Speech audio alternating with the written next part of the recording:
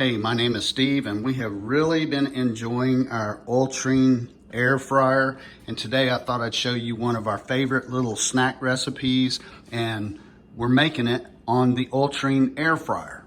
What we're gonna do is we're gonna turn in some just average dry roasted peanuts, unsalted, and by the way, they don't have hardly any flavor. We're gonna turn these into some sweet and spicy peanuts using the Ultrean. This is a super easy recipe and it makes a really delicious snack. I'm just gonna pour about half the jar of peanuts into the tray.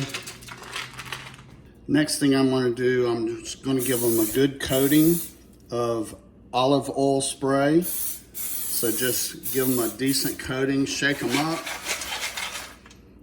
coat them again. Now I'm gonna coat the peanuts with Everglades Rub. We really like this stuff. It's very delicious. It has a kind of a sweet and spicy flavor to it. There's a little bit of a close-up so you can see what it looks like. I'm just gonna give it a generous coating, and everything, there's no specific measurement. It's all to taste. However much you like, you put on there yourself.